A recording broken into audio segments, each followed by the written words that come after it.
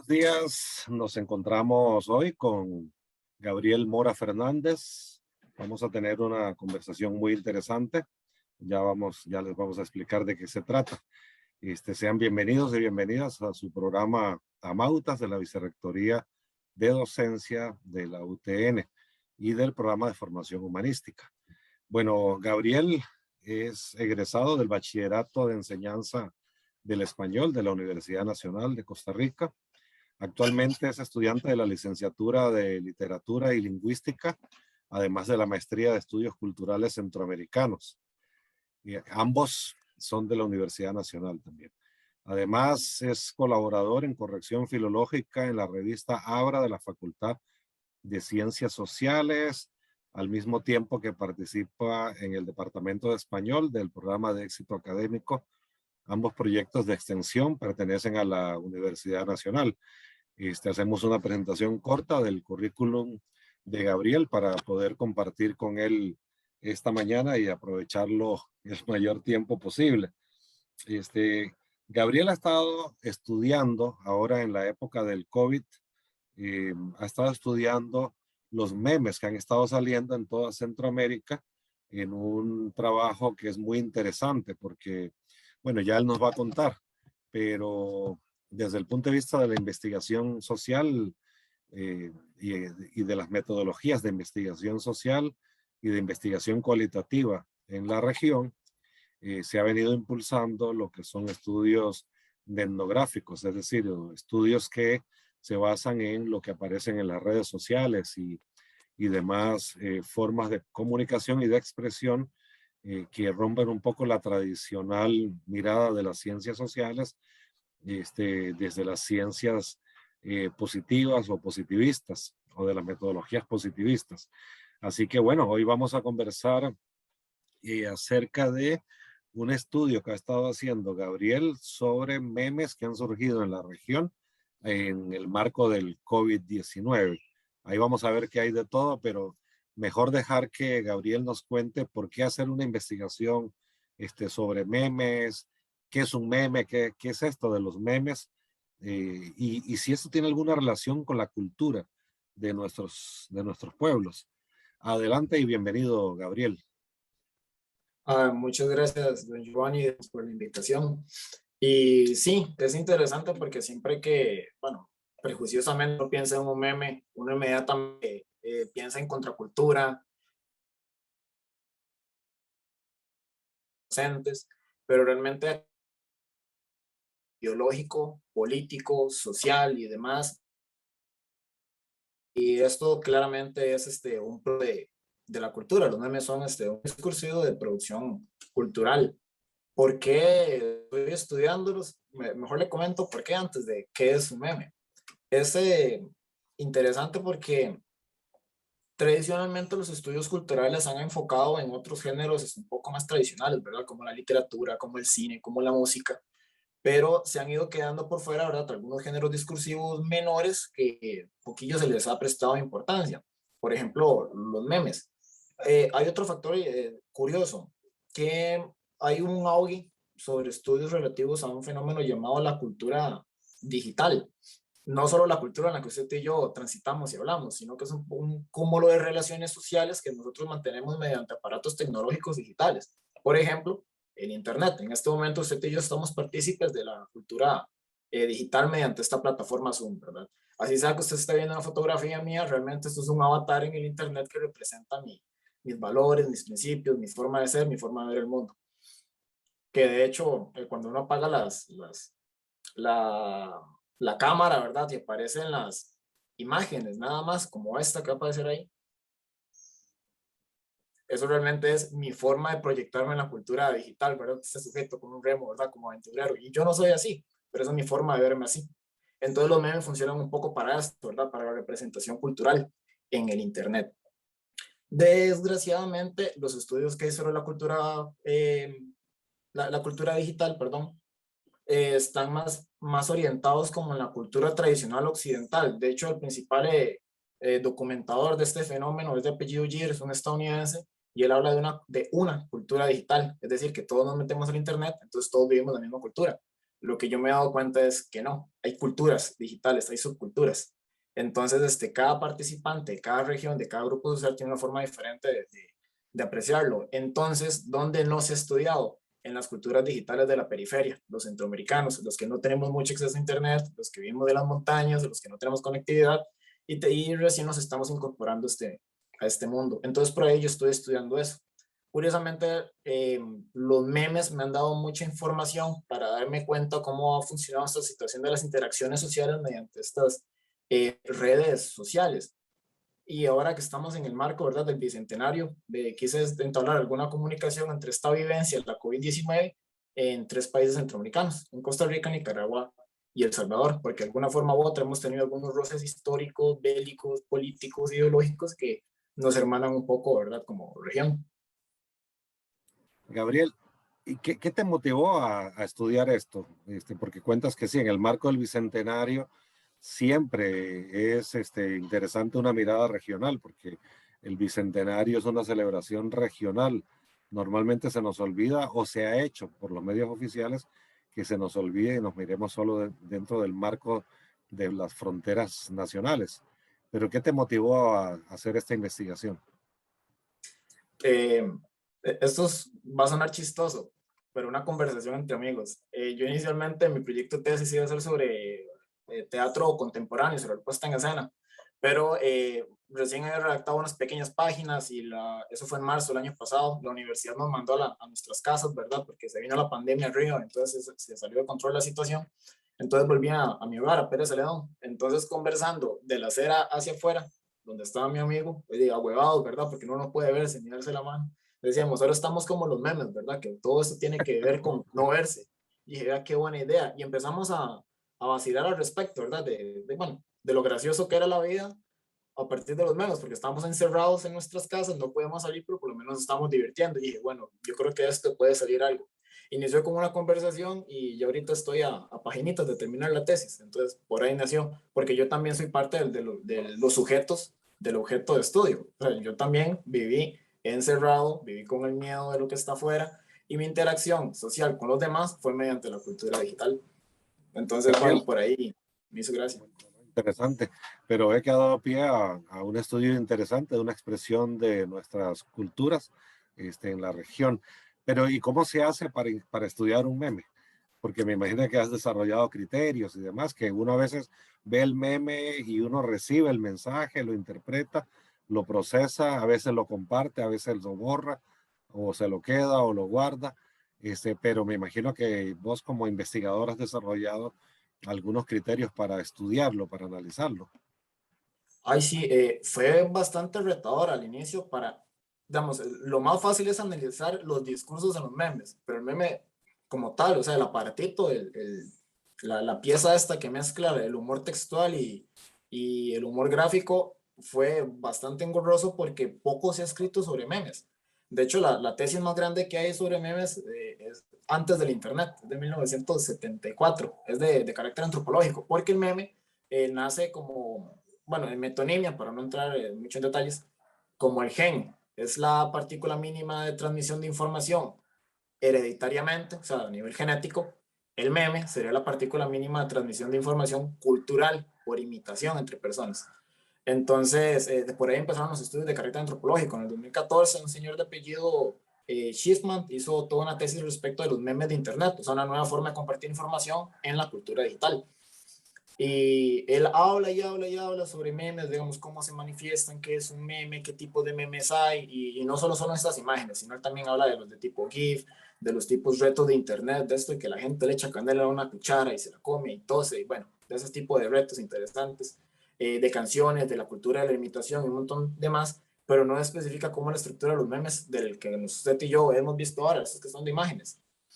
Entonces, por ahí un profesor, Baltodano, me ha ayudado con un texto de Bartes que es sobre el análisis de la imagen publicitaria, está en la retórica del discurso.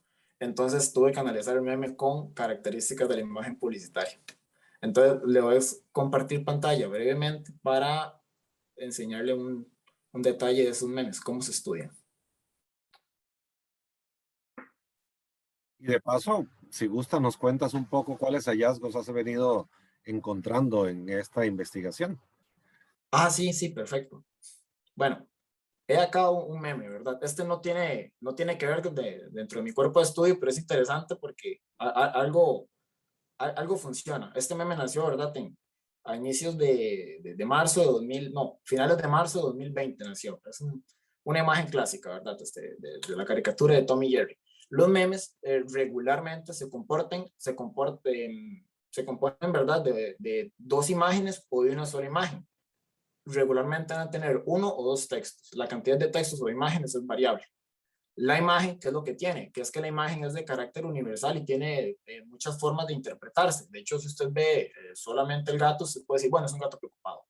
O puede decir, es una caricatura nada más. O bien, si usted nunca conoce a Tom y Jerry, no sabe de qué se trata esta situación. Bueno, es Tom viendo las noticias y es escalofrío de lo que está viendo las noticias. Pero como la imagen, le digo, es multiinterpretativa, se le coloca un texto de anclaje, un texto que empieza a canalizar el margen de la interpretación de la imagen, como apuntando hacia una interpretación más monolítica, algo más sencillito, que ya no sea tan universal. Regularmente ese texto de anclaje lo que hace es llamar la atención del lector. Y después hay un texto de relevo que funcionaría como un tipo de remate en el chiste que le da el factor gracioso. Vean, en este caso tenemos una imagen de un Tom preocupado, el texto de anclaje dice prohibido usar el celular en las clases, y esa es la realidad del 2019. Por su parte, la contrapuesta en 2020 sería prohibido venir a clases, use el celular por esta situación pandémica, que no pueden llegar al aula porque tienen que estar en confinamiento para evitar la propagación del virus y toda esta situación. ¿Verdad? Entonces ahí la cuestión visible. Entonces, ¿qué es lo que estudio yo en el meme? Estudio la parte gráfica para encontrar alguna relación con su referente cultural inmediato, o sea, entrecomillemos la versión de la vida real, y después estudio el componente textual para intentar canalizar bien la interpretación que esto me da, y con el relevo ver cuál es el tipo de chiste o el tipo de humor que se quiere hacer, porque según el tipo de humor hay eh, ciertos mensajes ideológicos, políticos, sociales que se quieren compartir con los memes. En este caso, ¿verdad? El mensaje es de carácter higienista. No venga a clases, no nos queremos contagiar, es para mantener un poco, salvaguardar la salud de los estudiantes. Pero de Oye, eso, vean. pero uno podría ver como que hay memes, a veces que recurren al mensaje directo, otros a veces pareciera como que recurren al sarcasmo o a la ironía, a veces son como de humor, a veces son como de un humor para un medio o para un destinatario que lo celebra, pero que puede ser hiriente para otros grupos sociales. Pero bueno, ahora después cuando nos hablas de los hallazgos, nos cuentas de eso, ¿no? Pero viendo las estructuras de los memes, uno diría como que sí, es un poco variado. Sí, sí, de hecho, como le digo, cuando el texto tiene una única imagen, quiere decir que esa imagen hay que interpretarla en dos momentos, mediante el texto de anclaje y el texto de relevo. ¿Qué es lo que sucede cuando hay un solo texto? Que es que la imagen es tan clara que prácticamente habla por sí sola. Entonces el texto es básicamente un adorno. El chiste en sí lo da la imagen, que ahorita le voy a colocar un ejemplo de ello. Pero eso que usted me dice es muy importante, hacia quién va dirigido el meme, quién lo publica y todo eso. Porque al final de cuentas los memes se guían por la estructura de las bromas, la estructura de los chistes. De hecho, Raskin y Atardo tienen un tratado sobre ello y dicen que el chiste siempre tiene que tomar en cuenta un objetivo, que es el público meta, a quién le dirijo yo el chiste. Entonces, bueno, en este caso se contempla que es un chiste de gente que esté viviendo la pandemia, gente que sepa leer español, ¿verdad? Muy importante, y gente que por lo menos haya visto que es Tom y Jerry, y gente que tenga acceso a la cultura digital, porque esto no tendría sentido, no tendría gracia verlo impreso en papel puesto en un poste de luz, digamos. El chiste es verlo, estar haciendo scroll, ¿verdad? En el celular y encontrárselo. Y también la cuestión de la oposición de guiones, ¿verdad? Que es la contraposición de dos factores, de dos referentes de hechos cotidianos o digámosle reales que generan el chiste, que es el cómo era el antes, que es ir a la clase sin celular, y el cómo es ahora, es use únicamente el celular, ¿verdad? Eso es lo que genera el chiste. Bueno, ahora, como digo, siempre es importante tomar en cuenta el contexto en el que están estos memes, porque sin contexto pierden el sentido. De hecho, uno ve un meme de hace 6 meses, ya no le haya la gracia, ¿verdad? Que no, porque ya no perdió el contexto. Era como el momento, son muy efímeros, son muy fugaces. Pero sobre esta fugacidad, ahí sí he tenido algunos problemas. Siempre los tengo que ir guardando y capturando en pantallas y y guardando los enlaces porque algunas veces el contenido es tan morboso, tan conservador y, bueno, en palabras limpias, llegan a ser muy machistas, muy xenófobos algunas veces, entonces las personas los denuncian. Y esos son puramente los memes que a mí me interesan, porque este es el principal hallazgo al que he llegado. Lejos de contribuir con esta idea carnavalesca de la risa, es decir, utilizar el texto humorístico como una forma de subversión, como un discurso contrahegemónico para burlarse del poder y todo esto, los memes, al menos los surgidos durante la pandemia en esos 3 países que estoy estudiando, tienen un humor sumamente conservador y algunas veces muy ácido, muy anclado en algunos ideales de las centurias anteriores, ¿verdad? De la conformación de los estados-nación, de esta idea del estado patriarcalista, del hombre arriba del estado, la división de grupos sociales. De hecho, el componente que más me he encontrado en todos los 3 países, o sea, como el hilo conductor, son los memes de carácter xenófobo. En Costa Rica, bueno, yo no, cabe aclarar, ¿verdad? Yo no comparto, ¿verdad? Estas ideas, son simples hallazgos. Yo creo que estoy describiendo un fenómeno. En Costa Rica me encontré toneladas de memes que echaron la culpa a la pandemia a los nicaragüenses. En Nicaragua me encontré toneladas de memes que echaban la culpa a los chinos. En El Salvador también a los chinos y en Costa Rica también. Pero incluso en el mismo Salvador, sin mayor razón, ¿verdad? Memes que echaban la culpa a Centroamérica, como que Salvador fuera una cosa ahí, en una cúpula de cristal fuera de este mundo, ¿verdad? Y bueno, eso es una situación engorrosa, pero vea qué interesante, ¿verdad? Esta enfermedad lo que viene a hacer es reafirmar esas antiguas formas de pensamiento, ¿verdad? Conservadores, tipo de sensibilidad conservadora, llamémoslo así. Y un Entonces, profundo maniqueísmo, ¿no? O sea, los malos son otros, los buenos somos nosotros. absolutamente, absolutamente.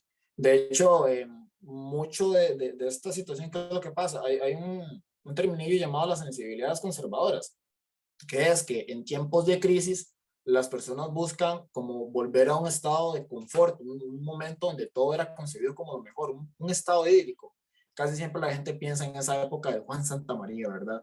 En la época en que la Costa Rica era bella y la Costa Rica el café. Digamos, por ejemplo, esa es la construcción del Estado liberal, aproximadamente. Y muchos de sus ideales tienen que ver con ello. Por ejemplo, esta reconstrucción religiosa, ¿verdad? Del ministro Daniel Salas, el ministro de Salud costarricense. El discurso religioso fue muy importante en estos memes. Hay muchas formas de manifestarlo, ¿verdad? Ya sea por una colaboración con el discurso judeocristiano imperante traído por la tradición occidental, además de algunos de carácter eh, transculturales. Por ahí me encontré otras referencias a otros dioses, que sí griegos, que paganos, disculpe, paganos, no transculturales, paganos, que sí griegos, que sí persas y demás. En este caso, vea qué interesante, este meme sale 2 semanas después de que sale el primer caso del coronavirus en Costa Rica. Todavía no era pandemia, pero ¿qué es el asunto? Estamos en un estado de alerta internacional, la gente tiene miedo, le dicen a usted en televisor, no salga de su casa, pero ¿quién es la figura que le dice eso? Ese sujeto que está ahí, el sujeto, el real, el histórico, el de carne. Este es un meme, ¿verdad? Entonces empieza a generarse un cambio de imagen en el poder hegemónico. O sea, primero es gobierno, aparato de control estatal. Ahora, es una institución estatal, el Ministerio de Salud, y no cualquier persona, un jerarca. Estamos hablando de una figura de poder, una figura de autoridad, una figura pública. Entonces, uno diría, bueno, es un buen momento para empezar a burlarse del Estado por el mal manejo de pandemia. No, los memes revelaron que, bueno, que muchos costarricenses, muchos internautas creían que estaban en un excelente estado, se sentían protegidos por el Estado. Entonces, vea qué interesante, este ministro Salas, ¿verdad? Con estos elementos de los querubines que anuncian la llegada del Mesías, el ungido, entonces es una idea de que estamos salvados por el misericordioso, ¿verdad? Esta cuestión cristiana. Y vea qué interesante cómo se parece a esta pintura de Ignacio de Ríos, el bautizo de Cristo, que es nuevamente el anuncio del ungido. No creo honestamente que la persona que haya hecho este meme conozca la pintura, pero en ambos casos funciona lo mismo, es decir, vamos a estar salvados porque el Mesías es el que nos está ayudando en la situación de crisis.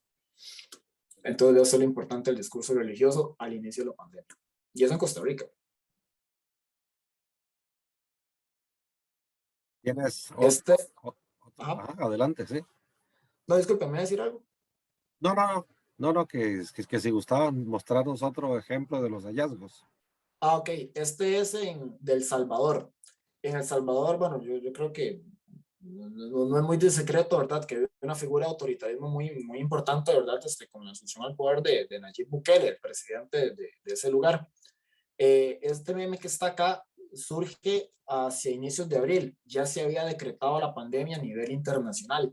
Entonces, ya empezaron las medidas de la restricción vehicular, no salgan de la casa, utilicen un solo familiar para hacer las compras y todo esto. Esas son medidas internacionalizadas. El asunto es que la aparición que daba Bukele en televisión era un poco como una figura de un sujeto estoico. El mismo Bukele se ha encargado de convertir su imagen en la de un presidente, en palabras ticas, tuanis. Él siempre sale con la gorra para atrás, con gafas oscuras, con tenis, como muy jovial, muy juvenil. Por su parte, en el momento de la pandemia empieza a salir nuevamente el Bukele de corbata, con una cara seria, viendo siempre al frente, ¿verdad? La figura de este líder que siempre dice qué es lo que el pueblo tiene que hacer. Entonces, vea qué interesante cómo las personas, los salvadoreños, empiezan a interpretar esta imagen de ese Bukele fuerte, vigoroso, poderoso, en este meme, ¿verdad? Un Bukele que dice que es cierto, el gobierno se ha puesto duro, las medidas son fuertes, pero es porque es para beneficiar al pueblo, porque es un Dios generoso. Entonces dan esta idea de este Bukele como un sátrapa. Curiosamente, las imágenes de Bukele siempre tienen que ver con este fuerte, grande, lo ven de frente, siempre tiene las manos extendidas, como emitiendo un discurso, ¿verdad? Como una persona de liderazgo. Y comulga mucho con esta visión de la masculinidad fascista, ¿verdad? Estas ideas del guerrero y del militar y el caudillo como director de la patria, ¿verdad? Entonces esta idea del patriarcalismo, del hombre cabeza de familia, es cabeza del Estado, el hombre fuerte, el hombre de guerra, y bueno, si usted supiera la cantidad de memes que me he encontrado en El Salvador y que enaltecen la labor militar durante el manejo del control de la pandemia, uno diría que increíble, ¿verdad? Uno como es costarricense, ¿verdad? Tiene una evidencia diferente a lo que es el militarismo, pero sí, Aunque, se nació la figura del que es señor. interesante que esa aceptación masiva que ha tenido Bukele con esa imagen autoritaria, es un deseo también en muchos costarricenses que dicen, aquí necesitamos un hombre fuerte, no Ujú, un liderazgo fuerte, no, hombre. exactamente. O sea, hombre, Sí, macho, porque varón, masculino, además fuerte, no importa si conculca mis libertades, pero que nos salve, ¿verdad? Porque es autoritario, pero es generoso, lo hace por nosotros. Entonces creo que un poco refleja esa imagen, este meme, ¿verdad? exactamente, que es un poco, ¿verdad? Este imaginario de los antiguos caudillos, ¿verdad? Esos primeros líderes políticos de los estados liberales de la antigua Confederación Centroamericana. O sea, vuelvo y le digo, esta situación de la sensibilidad conservadora lo que hace es que en el periodo de crisis volvemos a ese estado idílico, a ese momento donde creíamos que todo está bien. Claro, esto es ideológicamente y inconsciente colectivo, ¿verdad? No es que todas las personas comuniquemos con eso. A mí me parece una barbaridad creer que el máximo jerarca tiene que ser un militar y que tiene que gobernar, ¿verdad? Como si estuviera manejando un batallón. Pero bueno, esa es la descripción que me deja este meme. Y eso es al inicio de la pandemia. Curiosamente, mi término de estudio fue en julio, que fueron los primeros 6 meses de pandemia. Todavía continuaban los memes con esta idea del jerarca fuerte, musculoso, vigoroso, bueno, y demás. Y un último caso, este meme es curioso porque este me lo encontré, bueno, en Costa Rica tiene una marca de agua que dice lo viral en Nicaragua. Es que ese perfil ya no existe, lo busqué en Facebook y en Instagram y no lo encontré por ningún lugar, pero sí me encontré memes con esa marca de agua, entonces memes de allá, pero este fue compartido acá en Costa Rica. Eh, ¿Qué es lo que sucede? Bueno, que es que a mediados de abril sucedió una cuestión bastante siniestra. Se perdió Daniel Ortega. Y hablamos históricamente, no el meme, ¿verdad? Desapareció el presidente por aproximadamente mes y 12 días. No dio avisos. La vicepresidenta Rosario Murillo se hizo presente muy de vez en cuando a dar detalles sobre la pandemia, como una vez cada 15 días, pero jamás se refirieron al paradero del presidente. La gente lo dio por muerto, claro, ¿verdad? En Nicaragua estaba todo ese oscurantismo de que no se sabía por qué no tenía una persona al mando, ¿verdad? O sea, muy diferente el caso de Bukele, aparte de tener respeto por el autoritario, aquí lo dibujan, ¿verdad? Como el sujeto caído. Entonces, ve que interesante, incluso durante la pérdida, ¿verdad? De este señor Ortega, se habían declarado solo 13 casos de coronavirus y solo 2 muertos para el día que regresó. pero habían 2000 y tantos casos de muertes por neumonía. ¿Ve usted qué cosa tan siniestra y qué oscuro, verdad? Entonces, claro, la gente pierde la credibilidad en el gobierno, pero sigue siendo de carácter un tanto conservador la representación que se da. Bueno, este fue un chistazo, ¿verdad? Porque durante esa época se popularizó este videito de estos, los portaféretros de Ghana, ¿verdad? Entonces era, el chiste del meme era colocar a alguien a punto de morir o a punto de tener un accidente muy fuerte, y cuando el impacto se iba a dar, aparecían los portaféretros regalando el ataúd con el sujeto muerto, ¿verdad? Y era todo un chistazo. Entonces una forma divertida de celebrar la muerte de alguien. Claro, tiene todo un trasfondo cultural, ¿verdad? De la cultura de Ghana. Entonces, claro, desaparece este señor, entonces lo dibujan en una cama de hospital, pero no cualquier hospital, una cama bien equipada, bien tecnológica, ¿verdad? Algo sumamente irónico de acuerdo al sistema de salud nicaragüense. Entonces, claro, le dicen, tiene una visita, ¿quién? Los portaféretros, ya vienen por usted. Entonces se celebraba esta idea de que el presidente estaba muerto. Era una forma muy divertida de aceptar la desaparición del presidente. Claro, ante la incertidumbre, la gente crea teorías de la conspiración, crea posverdades y todo esto. ¿Y a qué se parece esto? A la tradición de la quema de Judas, es esta situación de la quema del efigie o el castigo en efigie, que es castigar al muñeco que representa el sujeto histórico. Entonces, de cierta manera es como anhelar la muerte del presidente. Y un análisis que yo he sacado por ahí es esta idea del Judas, ¿verdad? Porque es como la quema del traidor, porque diferente el caso de un Daniel Salas y de un Nayib Bukele, ¿verdad? Que se presentan como líderes, uno de carácter mesiánico, otro autoritario, pero son amados, ¿verdad? Por el Estado. El líder nicaragüense es visto como un traidor, porque es este sujeto que abandona la nave cuando el barco se está hundiendo. Y bueno, después los memes cuando vuelven son sumamente chistosos, ¿verdad? Porque se le da una idea como el resucitado, como que murió y volvió entre los muertos, pero como un anticristo. Bueno, una situación interesante. Pero otra vez vuelve con este componente religioso, ¿verdad? Si es un meme de carácter antihegemónico en el sentido que va en contra del gobierno, vuelve sobre la idea de reír con la muerte y con un carácter religioso como esto la quema del Judas. Y bueno, yo creo que esos serían los tres ejemplitos que le traje para hoy, ¿verdad? Gabriel, todo este desarrollo de esto de los memes eh, puede utilizarse para distintos fines, ¿no? Porque, digamos, en las campañas electorales, las campañas políticas, se recurre mucho al meme. Digamos, alguien quiere dañar o atacar la imagen de otro político o de un contrincante, hacen memes. Pero también si se quiere enaltecer, se hacen memes. Yo pienso que por allí habría una beta para, no sé si algún estudiante nuestro o de otra universidad quiere hacer una investigación por esta línea, ahora que está empezando la campaña electoral, ahora con las precampañas en los partidos políticos, hay cantidad de memes para darse gusto, para Así es. seleccionar y sí, eso podría, ¿te parece? Podría ser un tema de estudio. ¿Y con qué criterios seleccionar, digamos, una muestra de memes? Porque hay tantos, me imagino que hay, bueno, obvio, hay una relación con el objeto de estudio, que es lo que quieres comprobar o u observar en la realidad de los memes, pero debe ser duro los criterios para seleccionarlos, porque son tantos. Solo el fin de semana que un partido tuvo su convención interna, la cantidad de memes que salieron fue enorme. ¿Qué nos podrías aconsejar por allí? Y de paso invitarte para que si gusta nos hagas un cierre de esta edición del programa. Ok, volviendo sobre este estudio de los memes de cara a elecciones políticas, me encontré muy poco escrito sobre memes a nivel latinoamericano. Me encontré algunos artículos, si acaso 20, casi todos son como el uso del meme como un aparato pedagógico de enseñanza de segundas lenguas, así. Pero me encontré una tesis chilena de esto justamente, de uso de los memes en la campaña electoral. Entonces ya existe, pero eso es Sudamérica, es Chile, ¿verdad? Y Chile tiene una evolución política muy diferente a la nuestra. Puedo asegurar que no existe una tesis sobre ese tipo de campañas electorales en Centroamérica. Entonces, por ahí sí estaría la beta, hay que regionalizarlo. Y los criterios de selección, eso fue, bueno, casi quirúrgico, ¿verdad? Porque memes, como usted lo dijo, salen cada minuto, hay 1000, o sea, son demasiados.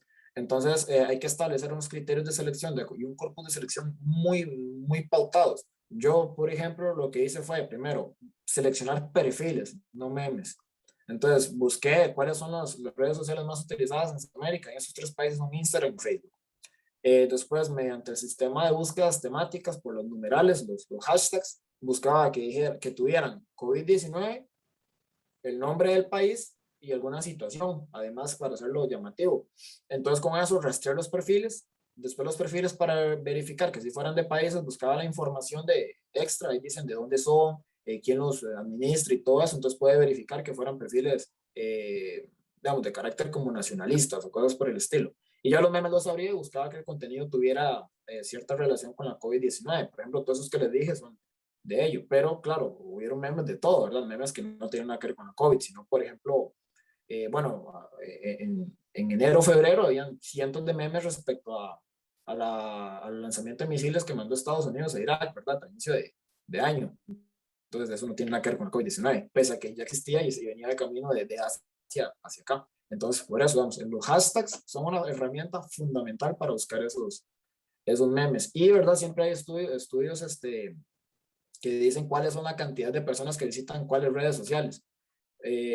Por ejemplo, en Estados Unidos, la red social más utilizada es Twitter. O sea, jamás me hubiera funcionado Instagram para el caso de memes de Estados Unidos. Entonces, uno puede buscar ese tipo de información también. Y vos Y estás trabajando esto para tu tesis de maestría, es así, ¿verdad? sí, sí, Que en sería efecto. muy interesante más adelante, cuando vos lo consideres que tienes un grado de avance que te gustaría compartirnos, pudiéramos hacer otro programa de estos para seguir avanzando en tus hallazgos. Ah, claro, y con todo gusto. Yo ahorita, bueno, esperaría, ¿verdad? Que si no hay un tropiezo, si no se va la luz y si no me pasa nada, y terminar en las próximas semanas para ver si defendemos en marzo, ¿verdad? Esa es la fe. Pero, di no, claro, ¿verdad? De ahí la invitación se la acepto y la puerta queda abierta, ¿verdad? Para comentar de esto más adelante, porque sí, digamos, yo le estoy hablando de los memes de la COVID-19, pero me ha hallado una cantidad de temas por aparte que dejan para hacer tesis por ejemplo, yo creo que se puede haber hecho una tesis solamente de memes de África en lugar de 3 países y ver ese Correcto, perfectamente grande. correcto. Pero la tuya está centrada en memes sobre COVID. Sí, que Ok, son sobre la vivencia de la COVID-19 en Costa Rica, El Salvador y Nicaragua. Porque, bueno, mi maestría es de estudios de cultura centroamericana. Entonces creo que haberme quedado solo con Costa Rica hubiera sido un sesgo cultural muy grande. Entonces claro, digo, yo voy a claro, ampliar otros 3. claro. No, Gabriel, felicitarte porque nosotros necesitamos impulsar y más ahora que estamos en Bicentenario, esa mirada de región que la hemos perdido. Nosotros logramos ser independientes por un proceso de carácter regional, pero se nos olvida, incluso nuestras academias tienden a pasar muy por encima eso de que la independencia se gestó desde Guatemala y que fuimos parte de una gran familia regional y nos han llevado con cierto chauvinismo y bueno, y no faltos de xenofobia también a vernos muy desde adentro, ¿no? Y esa mirada regional es muy importante, por lo tanto, claro que felicito a tu programa de maestría por esa mirada regional. Igual hay un programa de maestría centroamericana en sociología que hace el esfuerzo de esa mirada regional, ¿no? Y el Bicentenario es una ocasión propicia para eso.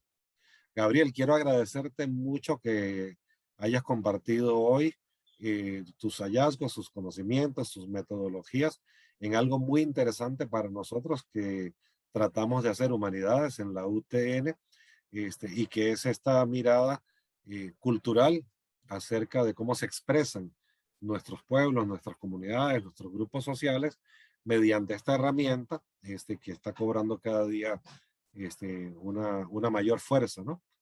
Así que no sé si te gustaría hacer algún cierre. No, di como dijo usted, la beta que hay es un trabajo, ¿verdad? Que da para mucho. Ojalá la gente siga prestándole más atención a esto, ¿verdad?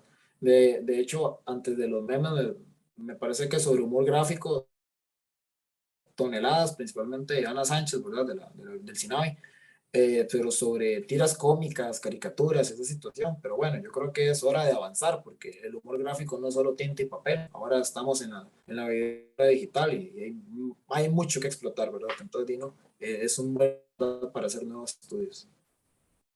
Bueno, Gabriel, no, agradecerte mucho. tu participación acá. Apenas tengamos editado este programa, te lo vamos a hacer llegar, y al público que nos acompaña también siempre en este programa. Un fuerte abrazo, Gabriel, y muchísimas gracias por estar con nosotros hoy. A usted, Giovanni, más bien. Muchas gracias.